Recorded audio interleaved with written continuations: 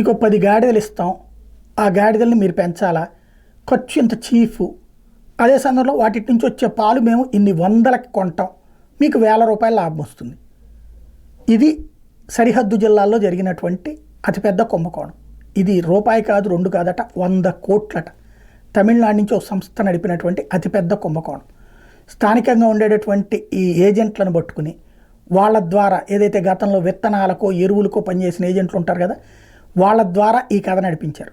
వాళ్ళు పేదల దగ్గరికి వెళ్ళారు, ఓ 50,000, 1,00,000, 2,00,000 పెట్టుబడి, కొంతమంది కాస్త పక్కన వాళ్ళ దగ్గర కూడా అప్పు తీసుకుని మరి 5 లక్షలు అట్లా కూడా పెట్టుబడి పెట్టారు.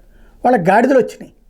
అదే సమయంలో ఆ గాడిద పాలు మొదట్లో తీసుకున్నారు, తర్వాత నిదానంగా వదిలేశారు. ఇప్పుడు వీళ్ళ దగ్గర గాడిదలు ఉన్నాయి. చట్ట ప్రకారం అయితే ఆ సంస్థ మీద చర్య తీసుకోవడానికి ఏమీ లేదు. ఎందుకని, గాడిదలు అమ్మింది, పాలు తీసుకుంటామని ఓ హామీ ఇచ్చింది. ఎన్నాళ్ళు అని ఏం రాసి లేదు కదా, నోటి మాట చెప్పారు.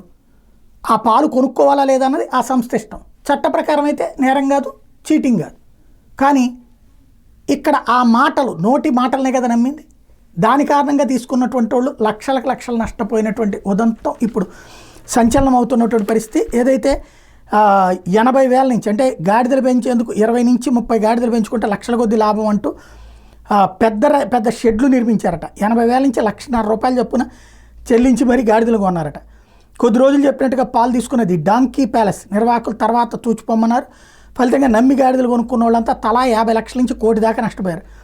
గాడిద మాటలతో నమ్మించి ది డాంకీ ప్యాలెస్ వాళ్ళు 100 కోట్ల దాకా పోగేసుకున్నారంటూ బాధితులు ఆరోపిస్తున్నారు. శుక్రవారం హైదరాబాద్లో ఏర్పాటు చేసిన సమావేశంలో తెలుగు రాష్ట్రాలతో పాటు పొరుగు రాష్ట్రాలకు చెందిన బాధితులు కూడా తమ గోడును వెళ్ళబోసుకున్నారు. శుభ్రంగా వీళ్ళందరూ పాకిస్తాన్ వాళ్ళ ఇదే చైనాకి అమ్మేస్తే గాడిదలు బెటర్ ఏమో, చైనా వాళ్ళకి గాడిదలు అవసరం, పాకిస్తాన్ దగ్గర నుంచి కొంటుంటారు. ఆ చైనా వాళ్ళతో టైఅప్ ఉన్నోడు ఎవడో కొనుక్కుంటే బెటర్ అది.